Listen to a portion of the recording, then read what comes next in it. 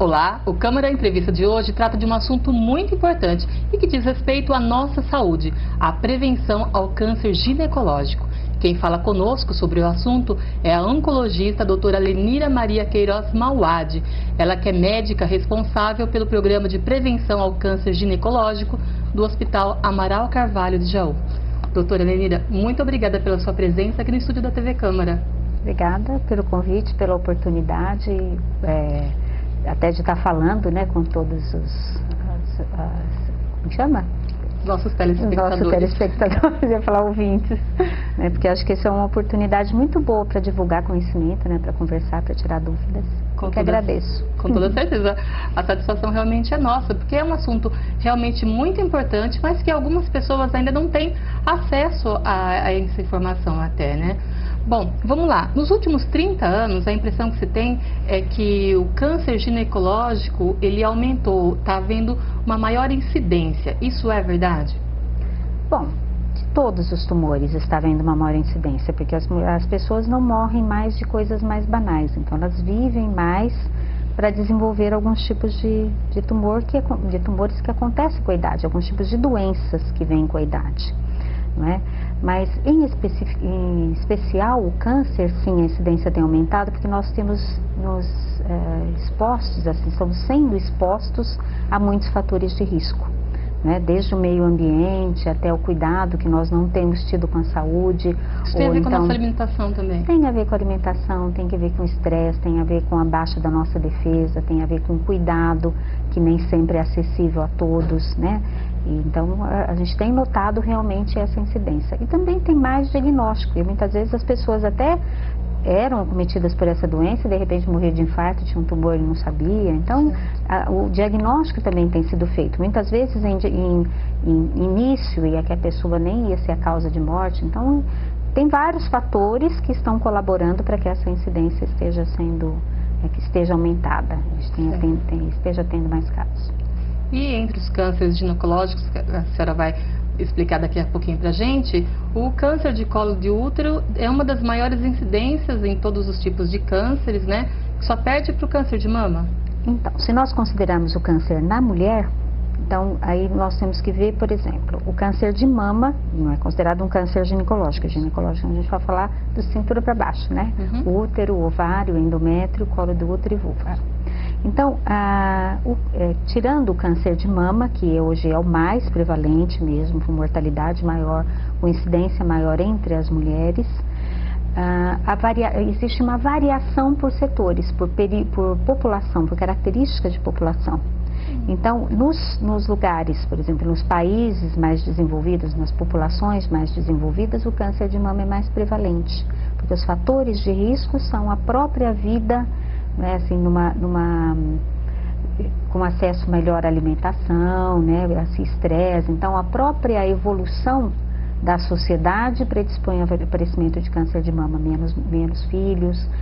E o câncer do colo do útero é o contrário, né, é relacionada a má assistência, relacionada à qualidade de vida pior. Então, nós vamos encontrar uma mortalidade maior pelo câncer do colo do útero em populações de condição socioeconômica pior.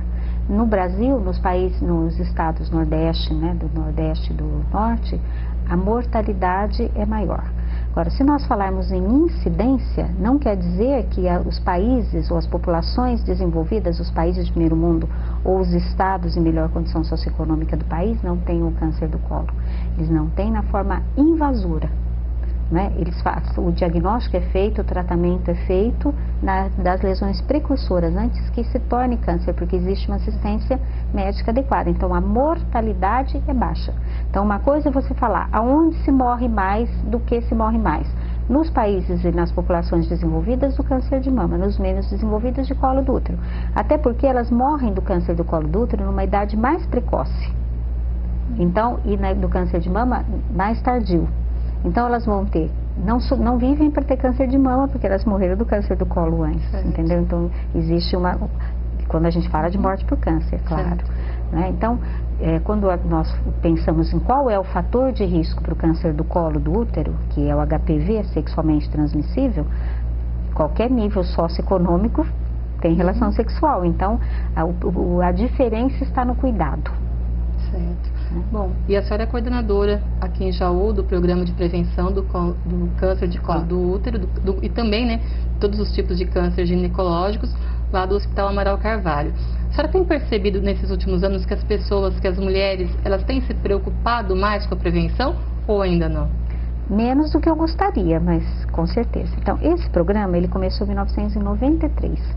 E ele é da Fundação, mas ele é uma parceria com a Secretaria Municipal de Saúde. Nós trabalhamos em parceria.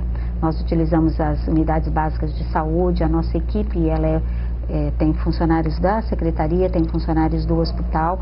Então, é uma coisa muito importante de um setor de assistência médica, que é uma fundação com o setor privado. É uma parceria muito exitosa.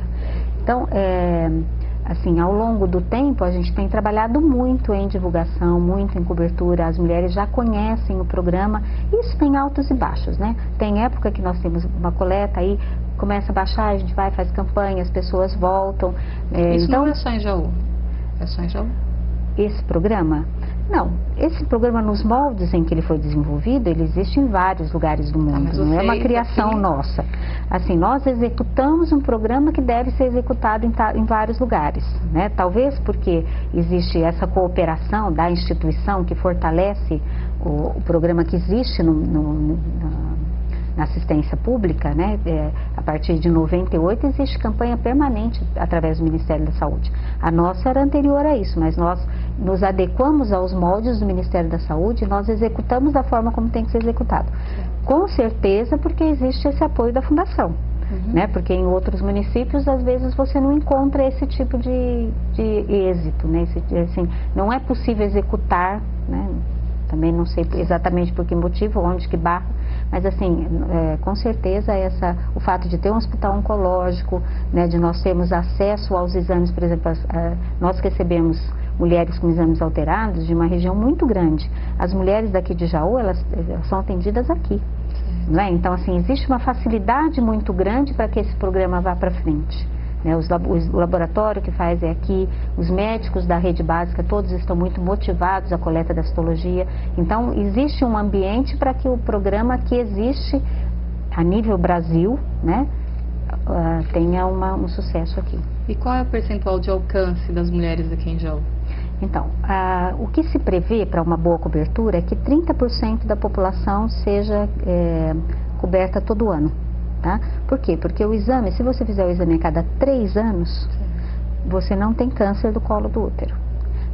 Não precisa fazer todo ano. Olha, a diferença entre fazer 1 e 3 é muito pequenininha estatisticamente.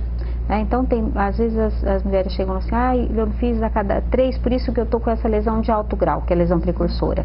Mas se ela tivesse tido uma lesão de baixo grau no ano anterior, nós teríamos repetido. Então, não tem problema colher a cada 3 anos.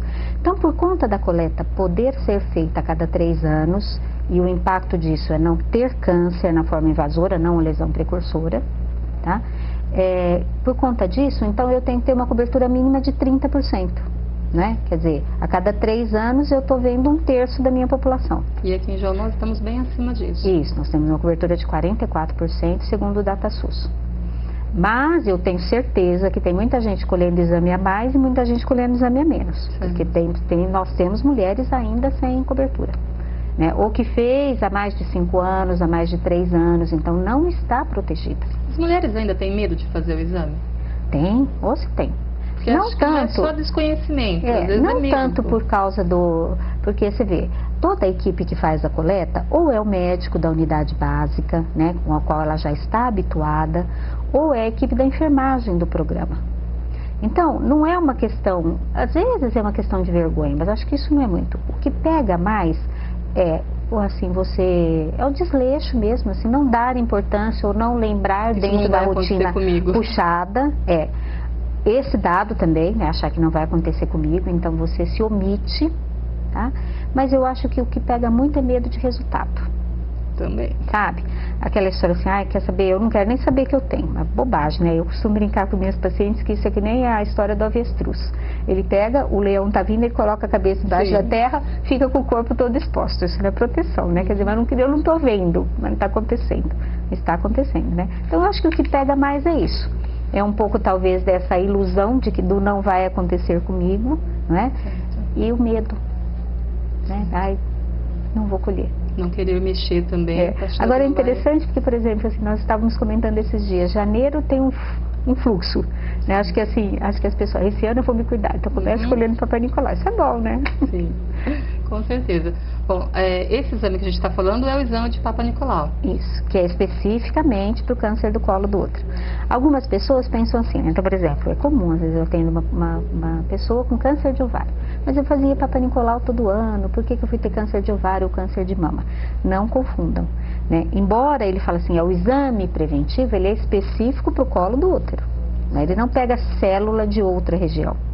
E ele é uma arma muito importante, olha, você vê, embora ele seja usado já há mais de 5 décadas, né, que foi em 1943 que ele foi instituído em programa de prevenção, ele foi um avanço fantástico para diagnóstico e mudou mesmo a história, não o exame em si, né, o exame em si feito com a frequência que deve ser feito, tratando as lesões que são encontradas, você vê que é um conjunto, né, por isso que eu falo que a experiência nossa é exitosa, porque todo esse conjunto é garantido, né?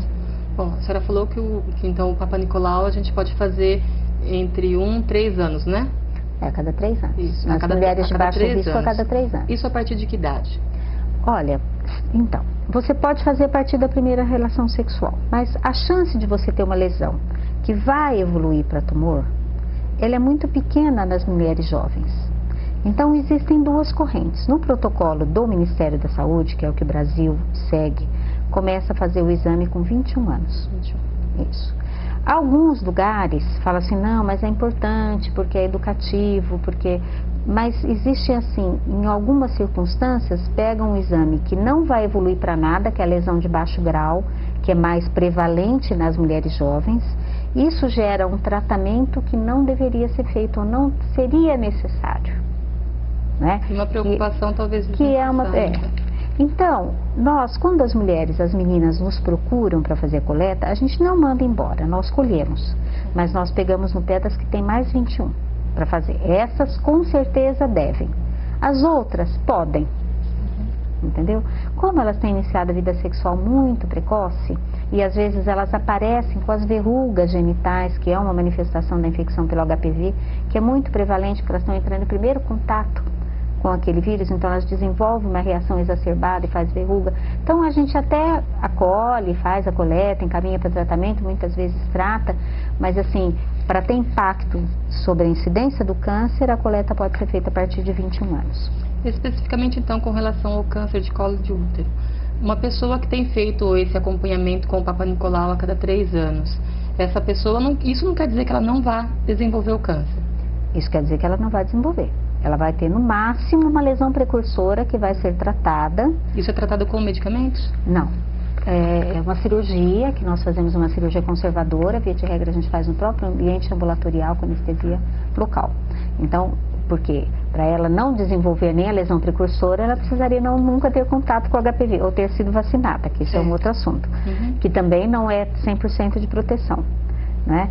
Então, para que ela nunca desenvolva a lesão, ela não poderia nunca ter entrado em contato com o vírus.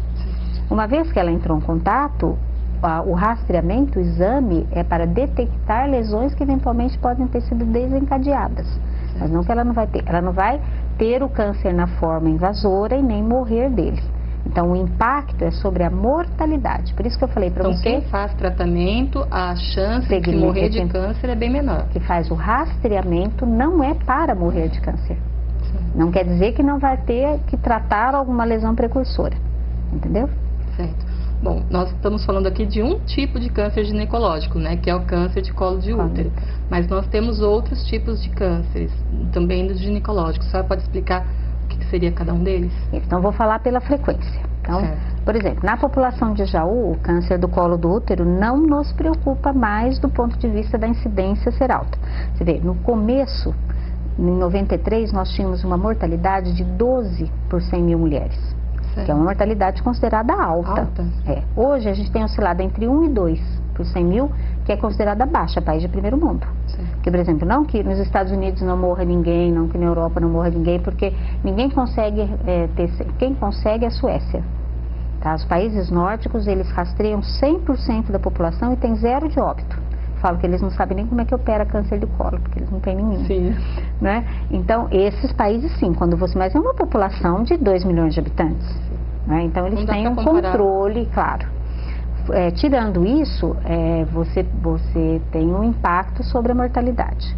Bom, então, esse é o tumor mais comum, que em Jaú a gente até que não se preocupa, porque embora nós tenhamos mulheres que ainda estão tendo câncer do colo, elas não estavam no programa. As que estavam no programa não ou desenvolvem na forma inicial, curável, né, ou não desenvolvem. E aí, então, a nossa população, ela tem uma característica importante também, que é uma condição socioeconômica perto do restante do país razoável, com um aumento da longevidade. Então, nós temos que nos preocupar, por exemplo, com o próximo da lista, que é o câncer do endométrio, que é o corpo do útero. Quais são os fatores de risco para o câncer do corpo do útero? Então, deixa eu falar primeiro do colo do útero, já que a gente estava no assunto lá da coisa. Então, ele é causado, na maioria das vezes, assim, 96% dos subtipos, pela infecção do vírus HPV, que é um vírus sexualmente transmissível. Os fatores de risco para você desenvolver... Você só pega com relação sexual. Só. Falar, pegou no banheiro... O vírus, ele é tão bobinho... Sem camisinha. Então, a camisinha, ela diminui muito a chance, mas ela também não é 100%. Certo. Nada é 100%, sim, né? Mas, então, o risco para você desenvolver um câncer do colo do útero, primeiro é ter vida sexual ativa, né? Pregressa ou atual. Falar, não tenho agora, então não preciso escolher. Não, mas já teve, né? Tem tido chance. E esse vírus, ele é tão prevalente que se todo mundo que se contaminasse desenvolvesse, não ia ter para nenhum outro câncer. Certo. Porque estima-se que de 50% a 70% da população entra em contato com esse vírus uma vez na vida, mesmo que tenha um parceiro só. Né? O bom é que, assim, apesar de entrar, pouquíssimos vão desenvolver a lesão, até mesmo que não façam o exame. Né? Então, os fatores de risco é ter vida sexual pregressa ou atual, e ter iniciado essa vida sexual precoce, então estatisticamente antes dos 19, mas o que nós temos visto hoje é em torno dos 15. Primeiro porque é um colo do útero da adolescente, ele é um colo mais suscetível, ele recebe de braços abertos o vírus, digamos assim, não é? Depois, se ela inicia precocemente essa vida sexual, ela tem mais chance de ter outros parceiros ao longo da vida. Né? Já começou a vida sexual, é com o próximo namoradinho também, já vai ter relação com o próximo também, então ela tem uma variação maior de parceiros, o que aumenta a chance dela achar um contaminado e se contaminar também e de contaminar outros, então vai tendo, né? O fato da mulher engravidar precocemente, porque algumas alterações durante a gravidez favorecem o vírus, principalmente por diminuição de defesa, né? Ser fumante, tá? E não ter acesso a serviço. Então, esses são os principais. Quando a gente tem uma população rastreada, que eventualmente, se Deus quiser, vai começar a ser vacinada, então você começa a diminuir essa incidência e você vai para o segundo da lista, que é o câncer do endométrio. De qualquer forma, na fase inicial do câncer de colo do útero, não há sintomas? Não, nenhum sintoma. A mulher pode ter sintoma de sangramento na relação sexual por causa do câncer do colo do útero quando ele já é estádio 2 ou 3. Que aí já diminui a chance de cura para 60%. Então a única forma mesmo é o Papa Nicolau. Papa Nicolau.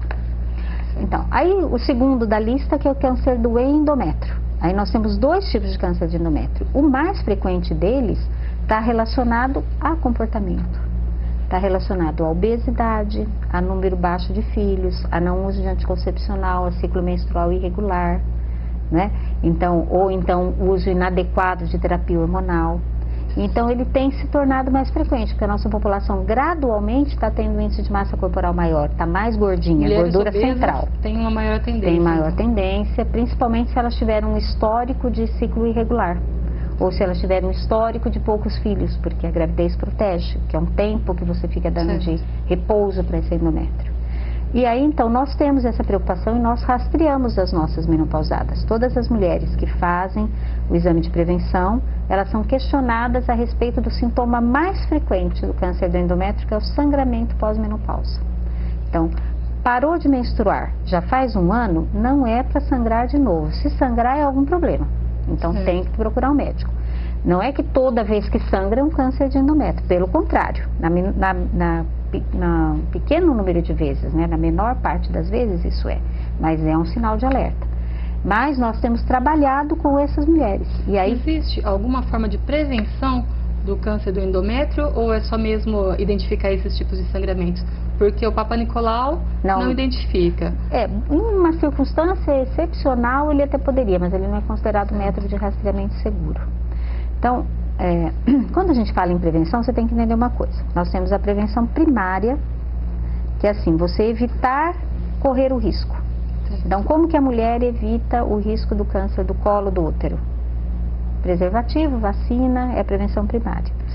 A secundária é fazer o exame para detectar precoce. Em relação ao câncer do endométrio, como que ela pode evitar um câncer do endométrio? A vida inteira cuidando do seu ciclo para que seja regular, né? Evitar ganho de peso. Para isso ela tem que ter uma alimentação adequada, exercício físico regular, principalmente quando entra na menopausa, porque quando entra na menopausa ela tem uma tendência a ganhar peso.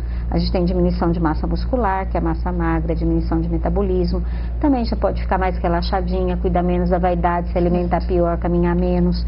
Então, quando a mulher aumenta em média de 10% do seu peso habitual, tá? Então costumava pesar 60 quilos, engordou 10, aumentou mais que 10%. Ela começa a aumentar estatisticamente o risco de ter câncer de mama e de endométrio, que são os tumores que são mais dependentes de nível hormonal. Então, para ela fazer uma prevenção primária, ela tem que ter uma vida saudável, tá? Como que ela faz a prevenção secundária? Quer dizer, como que eu acho se o tumor estiver aparecendo? Existem algumas maneiras. Você pode fazer um ultrassom transvaginal anual. Mas a possibilidade de você encontrar uma lesão que vai evoluir para um câncer de endométrio pelo ultrassom, você tem que fazer muitos exames, que é um exame caro, né, para você encontrar uma lesão. E quando você faz, você pode encontrar um monte de coisa que não vai dar nada e que vai gerar um exame complementar desnecessário. Então, a regra, estou falando para você como se rastreia em primeiro mundo, né, que é o que a gente faz em Jaú, nós somos primeiro mundo. Sim. O paciente teve queixa de sangramento pós-menopausa, ela vai para um ultrassom transvaginal, tá? Isso tudo existe no serviço. Ela vai para um ultrassom transvaginal. Se no ultrassom transvaginal tiver alguma alteração, ela vai para um exame complementar que chama histeroscopia.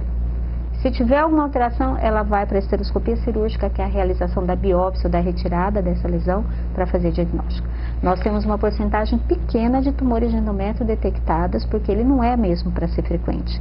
Mas nós temos vários casos detectados no nosso rastreamento. E é curável? Tudo é curável quando é começo. Né? Então, nos primeiros sinais, agora, às vezes, a gente, por exemplo, quando eu estou no ambulatório da oncologia especificamente, não da prevenção, aí chega aquela paciente com tumor avançado de endométrio. Você fala, mas caramba, né? Não sangrava? Ah, sangrava, já faz uns 2 anos que eu sangro, mas achei que fosse normal. Ou então, fui no médico, no pronto-socorro, me deram uma injeção, encaminham para ginecologista, mas nem sempre vão, né? Então, e aí você vê que o sintoma, ele é precoce. E quando ele é tudo que é, todos os tumores, porque a gente fala assim, câncer não tem cura, todos os tumores iniciais têm cura, né? O que a nossa grande luta de todos os programas de rastreamento não é impedir que a pessoa tenha câncer, é detectar numa fase que ele possa ser curável com um tratamento menos agressivo. Certo. Um outro tipo? Nós já falamos aí do colo do útero e do endométrio. Tá. Outro que nós rastreamos, né, que não é muito comum, mas pode acontecer, porque as lesões precursoras são até bem desconfortáveis, é o câncer de vulva. Aí nós temos 2 tipos de tumores de vulva, que incidem em fases diferentes da vida. Então, o câncer de vulva, na mulher jovem, ele é relacionado ao HPV. O HPV também pode ocasionar. É menos frequente porque a paciente ela tem que ter um estado de defesa mais baixo, então também é mais comum em paciente imunossuprimida, ou portador de vírus HIV ou usuária de imunossupressor por algum motivo. E na idade mais avançada, na mulher da menopausa, 60, 70 anos em diante, a lesão precursora é uma doença imunológica, uma doença assim que acontece na vulva por causa do nível de hormônio baixo, tá? E que evolui com uma coçadura crônica. Parece bobagem, mas assim, muitos dos tumores da vulva começam com a vulva ficando sequinha por causa da menopausa, aí ela começa a ficar clarinha, aí ela começa a coçar, aí ela começa a grudar, aí ela forma feridinha e vira tumor. Então, muitos anos antes de virar o tumor, de aparecer a lesão pequenininha, Você vai ver, essa paciente coçava essa vulva, ó, e não ia ver, entendeu? E não foi acompanhada, não foi tratada. Então, quando nós fazemos o exame, então a paciente vai fazer a coleta da citologia, o profissional que está examinando essa paciente olha a vulva, né? E quando ela tem algum desses sintomas, que é a hipocromia, a diminuição da cor da vulva, ou espessamento, né, a área de espessamento, elas falam assim, se ela não tem coceira, ou então quando ela tem queixa de prurido, ela é encaminhada para o ambulatório. Porque existem duas coisas boas. Primeiro, que a coitada é tratada de um sintoma extremamente desconfortável, que é um prurido vulvar. E segundo, que a gente faz esse segmento, porque você tratando isso, tirando a coçadura crônica, você diminui a chance. E também porque, claro, quando a gente tem alguma lesão, nós já detectamos, embora, por exemplo, a gente tenha tido 2 casos em 3 anos, né? Mas eram mulheres que não notavam nada. Agora eu tenho um ambulatório muito grande de mulher com prurido vulvar, que a gente trata, não sei se todas evoluiriam para, mas é uma forma de você prevenir. Porque elas, então, por exemplo, muitas mulheres que podem estar nos ouvindo agora podem ter essa queixa ou conhecer alguém que tem prurido vulvar, né? De preferência em mulher menopausada, porque muitas coisas podem dar prurido, desde a roupa, alérgico, corrimento, mas especificamente na mulher menopausada, com que vai ficando espessada e não para de coçar, isso é uma doença, a gente chama de líquen escleroso, que é uma lesão precursora do câncer de vulva. E é curável? Curável. Então, o líquen escleroso é totalmente tratável e se você trata, ele não evolui para tumor, você tira o fator de risco, que é a coçadura. E o câncer de vulva também é curável quando você detecta precocemente, como todos. E um outro câncer ginecológico é o da vagina? A vagina é muito raro, vagina e trompa são muito raros. O outro, que infelizmente não tem nenhuma prevenção, é o câncer do ovário. Ele não tem prevenção, mas ele tem um comportamento familiar importante. Então, quais são as mulheres que têm risco de ter câncer de ovário? São as mulheres que têm antecedentes familiares, tá? Então, ou do próprio câncer do ovário, então a mãe, a avó, a irmã, a tia, tem que ter mais de um caso para a gente caracterizar. É hereditário, então. Ele tem um comportamento hereditário, ele está relacionado com câncer de mama, está relacionado com câncer de intestino. Então, por exemplo, a mulher que teve alguém com câncer de mama na família, ou ela mesma teve um câncer de mama, a gente rastreia ovário e endométrio. Ou então que já tem mais de um caso na família, ou aquelas mulheres que foram submetidas a muitos tratamentos para engravidar com indução de ovulação, também são mulheres de risco. Infelizmente, o câncer de ovário ele é mais agressivo. Então, o que nós temos de conduta ativa contra o câncer do ovário? Primeiro, valorizar a queixa de dor. Porque não adianta você sair fazendo ultrassom, se fizer ultrassom uma vez por ano, dali a 2 meses ele começa um tumorzinho, dali a 6 meses o tumor já espalhou. Então ele tem um crescimento muito rápido, então você até pode ter a sorte, se o teu anjinho da guarda estava de plantão, você pode ter a sorte de fazer um ultrassom no dia, né, naquele mês em que o tumor começou a aparecer. A gente até tem casos, mas não é aceito como um rastreamento eficaz, não quer dizer que se você fizer ultrassom transvaginal todo ano, você não vai ter um câncer de ovário. Então a conduta ativa que nós temos é identificar as mulheres de risco, que são exatamente as que têm um histórico familiar. Nesse caso, se o histórico familiar for muito positivo, ela deve usar pílula anticoncepcional enquanto ainda quiser ter filhos. E quando não quiser ter mais filhos, ou em torno dos 40 anos, ela deve retirar os ovários. Embora a conduta pareça agressiva, é o único que a gente tem, é a única arma que nós temos que a literatura aceita como uma ação, entendeu? Como uma coisa positiva para você evitar. A retirada dos ovários automaticamente impede que ela tenha esse tipo de câncer? Pior que não, né? Ela, uma grande parte, mas esse tipo que é um subtipo de tumor que pode aparecer, por exemplo, no revestimento peritoneal, dentro da cavidade, mas diminui muito a chance. Então, é engraçado não, eu acho que é trágico, né? A gente não pode dizer assim para ela, olha, eu tirando os seus ovários, você está livre desse problema. Né? Mas tirando os seus ovários, você tem uma chance mínima de desenvolver o problema. Já é uma coisa, né? Felizmente, eu brinco que medicina não é matemática, né? Para biologia a gente tem estatística, né? Que são os fatores de risco, não tem jeito. Os fatores de escape, né? Doutora, pelo menos 2 tipos de cânceres, a senhora disse que são contraídos por meio do vírus HPV. E como que a gente se previne do HPV? Bom, até então nós só tínhamos o preservativo, né? Então, dizer assim que as pessoas têm um pouquinho ser seletivas em relação ao parceiro, até tem, né? Isso é uma boa conduta. Então, mas hoje o comportamento sexual da população mudou, né? Então eu vou falar para um jovem, olha, tenha menos parceiros, seja mais seletivo, né? Acho que talvez seja não sei se cabe, mas de qualquer forma é uma das condutas. A outra é usar preservativo, porque ele não é 100%, mas ele protege muito, diminui muito a chance de contaminação, né? E agora nós temos a vacina, né? A vacina é a nossa grande esperança, a nossa grande arma contra o vírus HPV, contra o câncer do colo do útero. Ela está só na rede privada, particular, por enquanto, né? Existem vários países que têm programas públicos de vacinação e o Ministério já anunciou que a partir de 2014 vai haver vacina. Só que a gente precisa entender o seguinte, antes de criar uma falsa expectativa, por uma questão econômica, em qual vai ser a população que vai ser vacinada? É a população que mais vai aproveitar a vacina. Ou seja, as meninas que ainda não iniciaram vida sexual.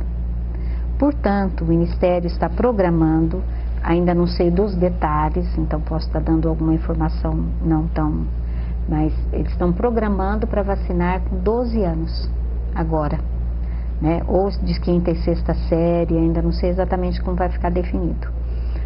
Por quê? Aí você fala assim, mas a minha filha já tem 15, mas tem 17, não pode tomar? Pode. Só que por uma questão, que o Brasil é o país de todos, então você vai ter que vacinar todo mundo. Então, para que você use da melhor maneira esse recurso, vai vacinar as pessoas que vão aproveitar mais, né? Que vão ter mais chance de... É uma vez só na vida? Não. Existem dois esquemas, né? Você pode vacinar com 0, 60 e 180 dias. E o esquema que está sendo proposto pelo Ministério é agora e fazer um reforço em 5 anos, que é em estudo no Canadá, embora ainda exista uma população pequena, uma amostra pequena, parece que está sendo bastante eficiente. E claro, né, é melhor você ter um esquema assim, que vamos supor, tem um índice de falha de 10%, do que você ter esquema nenhum. Então eu acho que seja da forma como o Ministério disponibilizar isso, acho que a gente tem que usar esse recurso, né? Porque ele é uma grande arma contra o HPV e câncer do colo do útero, que não quer dizer que a mulher não tem que ser rastreada depois, porque essa vacina ela contém os anticorpos contra 4 subtipos do HPV. Os que dão a verruga, que é o 6 e o 11, e os que dão câncer, que são 16 e 18, mas eles não são os únicos. Então, pode ser que a gente inibindo esses vírus, os outros passem a se manifestar. É possível. Então, elas têm que continuar sendo rastreadas, porque só o tempo vai nos dizer como vai ser o comportamento nas mulheres rastreadas quando isso for uma coisa de uma população ampla, né? Então, nos países que fazem já a vacinação historicamente, né, como a Austrália, como o Canadá, tem uma incidência muito importante, mesmo vacinando só essa faixa etária, mesmo sem vacinar os homens. E tem diminuído bastante a mortalidade e a incidência da lesão invasora. Então vale a pena. Já contraiu o HPV, existe algum tipo de tratamento? Então, mesmo que a pessoa a mulher já tenha desenvolvido uma lesão precursora, você pode até usar vacina, porque a que tem a verruga, ela inibe a auto-inoculação, e para quem teve o tumor, se ela se contaminar novamente, seja com o mesmo parceiro ou seja com outro, ela tem menos chance de ter a lesão. Entenda que isso assim, são desdobramentos da indicação, né? Que quando nós podemos usar, a gente indica, que é importante, faz um impacto. Agora, embora a gente pense assim, o vírus do HPV nunca vai ser eliminado, uma porcentagem muito grande das mulheres fica livre dele depois do tratamento. Então não é para se achar condenada, né? Até porque se ela passa uns 2 anos sem nenhuma manifestação clínica, ela volta para o risco da população normal, a menos que ela arrume outro parceiro, entre aspas, bichado, né? Contaminado, sim, entendeu? E aí ela se contamina de novo. E o HPV no homem causa o quê?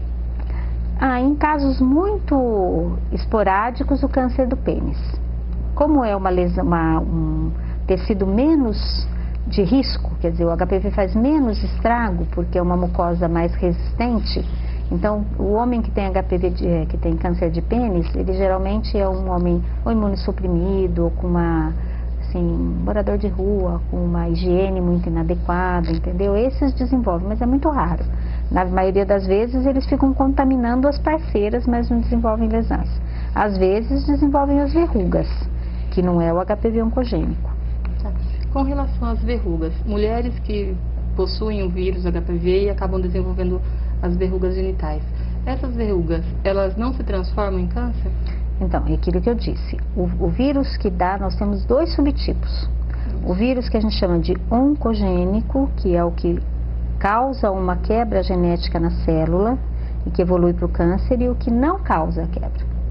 Então, o que não é câncer. Isso é importante. Se a mulher teve a lesão verrucosa, aquela lesão não vira câncer, mas ela entrou em contato com o HPV, que não é aquele que vai virar tumor, mas nem sempre ela pegou um só, aliás, quase nunca ela pega um só. Então ela tem que ser rastreada porque ela teve uma DST, ela pode ter tido outras. Aliás, deixa eu fazer um parênteses, doenças sexualmente transmissíveis está na moda atualmente, viu? Em alta, tá? Estamos falando de sífilis, estamos falando de gonorreia, estamos falando de AIDS. Então, é importante que todas as pessoas rastreiem isso. Então, você teve uma doença sexualmente transmissível, tem que sair com o pacotinho, né? E tem que ficar preocupada, porque às vezes a gente pensa, a sífilis é uma doença do passado. Não é. Né? Gonorreia também não é, e é uma doença sexualmente transmissível, às vezes de difícil diagnóstico, mas que causa infertilidade, que causa dor pélvica crônica. Doutora, né? Numa época em que todos nós praticamente sabemos que temos que usar preservativos, né? Saber que tem que, sabe, né? Agora até aí, até usar, não né? Então a moçadinha aí na balada, agora como é que chama isso? No rolezinho. No rolezinho. Então, é complicado, né? Porque às vezes não é porque não tem ali na hora que a situação que não vai acontecer, né? A senhora já citou em um momento da entrevista, mas eu gostaria que a senhora faça um pouquinho mais. Fumar causa câncer ginecológico? É um dos fatores. Entenda o seguinte, você ter o HPV não significa que você vai desenvolver o tumor. Tem que ter vários fatores. Então você pode se contaminar. Por que a gente não rastreia quem tem HPV? Porque então ia ficar louco, porque muita gente tem HPV. Estima-se que pelo menos 1/5 da população. Então, se você for procurar o DNA do HPV, você vai encontrar DNA de HPV em mulher que nunca vai ter o exame alterado. Nós fizemos essa experiência. Eu precisava de um grupo controle, né, para pesquisar a incidência de HPV, por exemplo, nas mulheres que eu acompanho do transplante. Então eu pedi, né, selecionei 50 mulheres do programa que já haviam feito vários exames de Papa Nicolau, todos negativos, e fiz a pesquisa de DNA. Elas foram convidadas a participar de um estudo. 20% tinha DNA de HPV e nunca vão ter câncer, porque rastreiam direitinho. Eu, por exemplo, não tenho que, por curiosidade, fazer o DNA do HPV? Tentar saber se eu tenho HPV ou não? Não. Faça Papa Nicolau. Você pode até ter o HPV. Qual é o problema que ele pode dar para você? Papa Nicolau alterado. Então faz o Papa Nicolau. Certo. Entendeu? A pesquisa do DNA do HPV, ela tem indicação, por exemplo, em outras circunstâncias. Eu fiz o tratamento e quero saber se essa mulher tem chance de ter recidiva. Ela chega para mim e fala assim, doutora, fiz o tratamento, eu posso engravidar agora? Qual a minha chance de ter problema se eu engravidar? Além de eu fazer o colposcopia, o Papa Nicolau, eu posso pesquisar o DNA do HPV. Se ela tiver o DNA do HPV numa quantidade muito grande de cópias, ela tem uma chance de recidivar. Então eu vou ficar mais de olho nela, entendeu? Existe até um desdobramento disso. Então a mulher fez o DNA do HPV, ela tem o DNA do HPV, eu posso pesquisar se ele está ativo dentro da célula, que é a pesquisa da proteína oncogênica dele, que é o E6 e E7, que é um exame carésimo, que não se aplica em rastreamento. E que assim, tenho indicação, mas pela sua curiosidade de desenvolver. Qual é o problema de você ter HPV?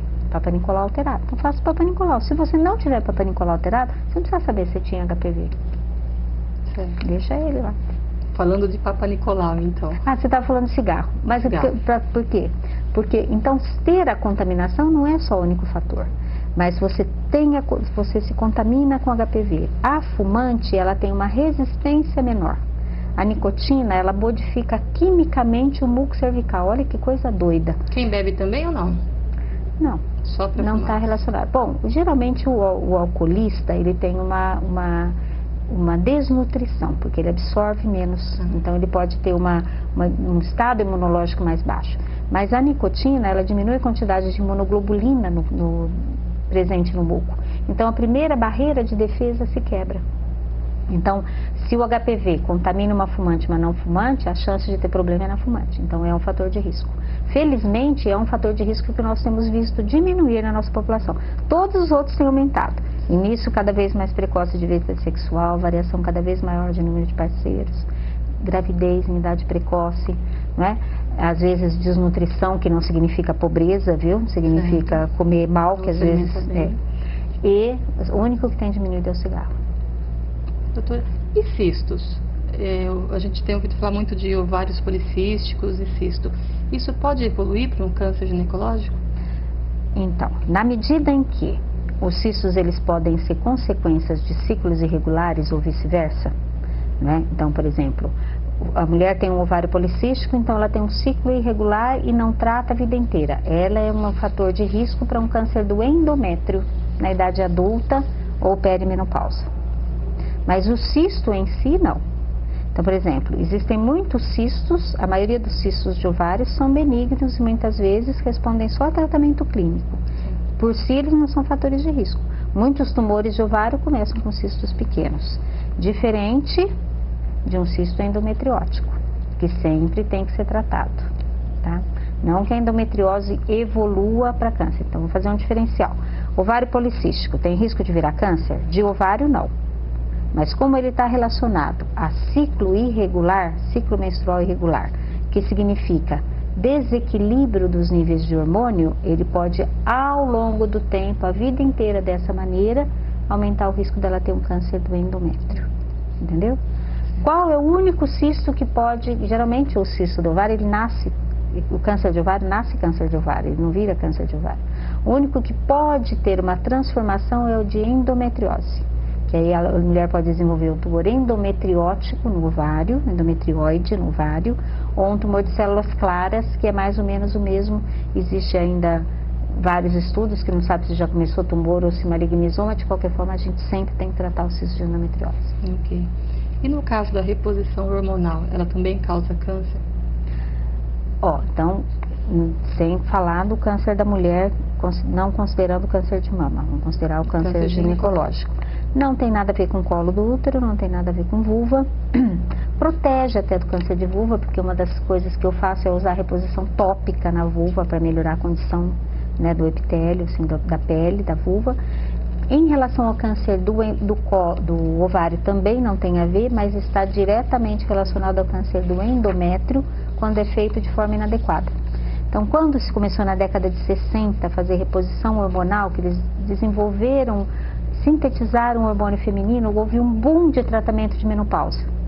E aí, as pessoas não sabiam ainda que precisava usar um hormônio de proteção, então teve um boom de câncer de endométrio, né? Um aumento muito importante da incidência.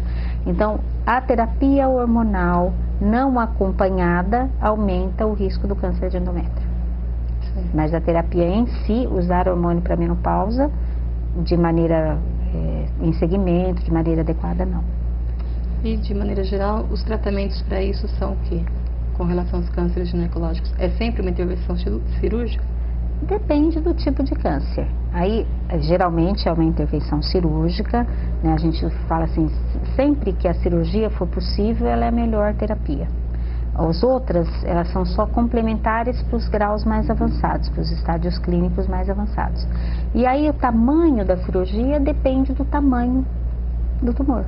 Então, eu disse para você, às vezes nas lesões que são as precursoras, as iniciais do câncer do colo, a gente faz uma cirurgia ambulatorial, que a mulher tem filhos depois.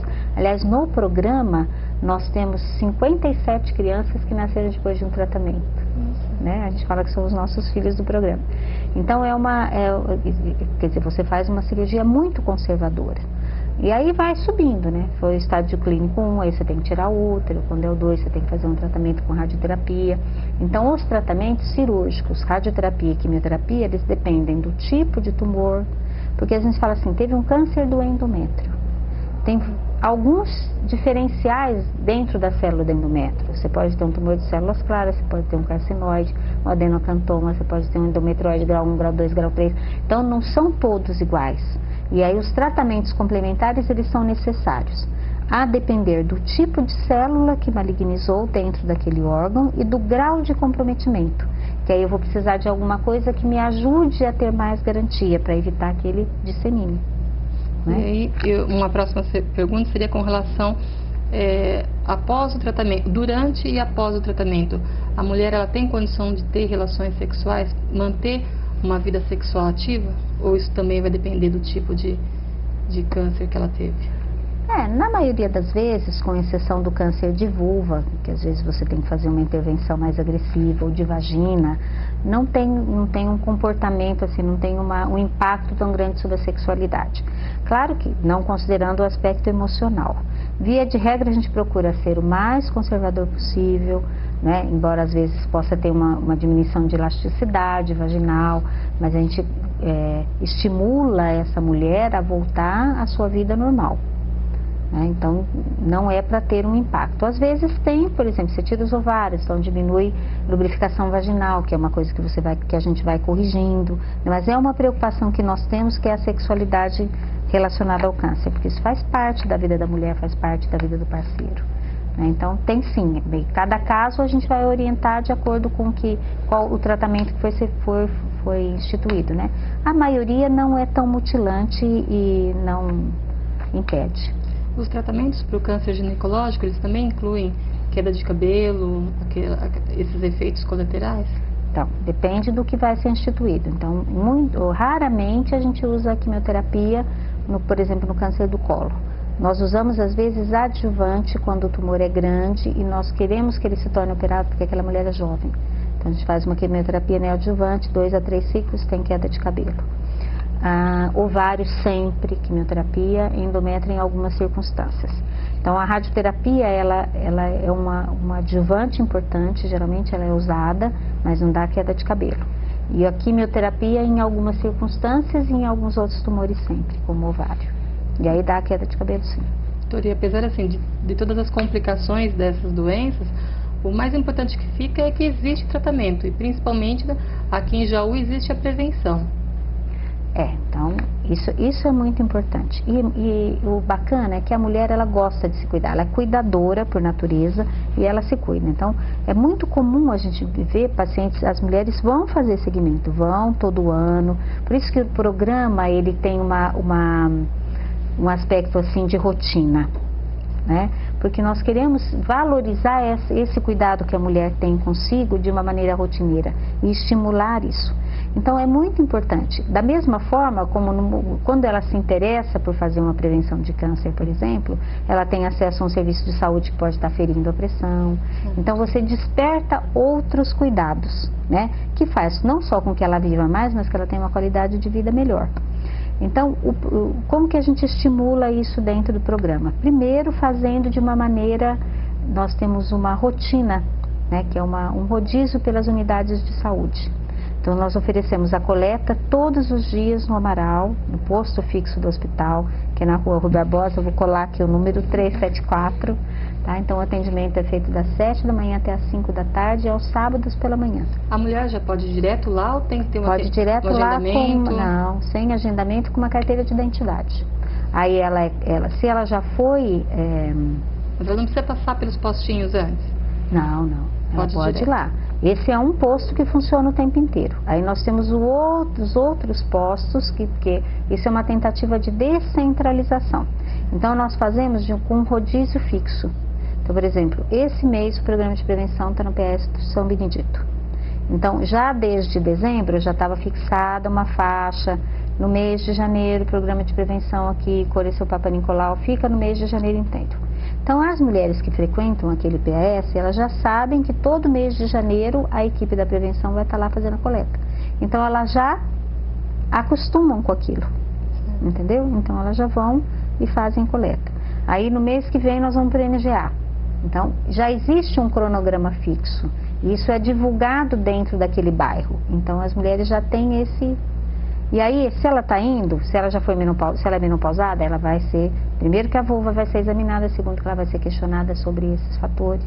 E essa mulher que tem esse interesse, ela já é aquela que está ouvindo esse programa, que vai ler sobre outras coisas, que vai se interessar em, por exemplo, ver alguém que teve, mas como que eu podia ter feito para evitar? O que eu poderia ter feito, entendeu? Você abre a cabeça, você muda a forma como a pessoa encara.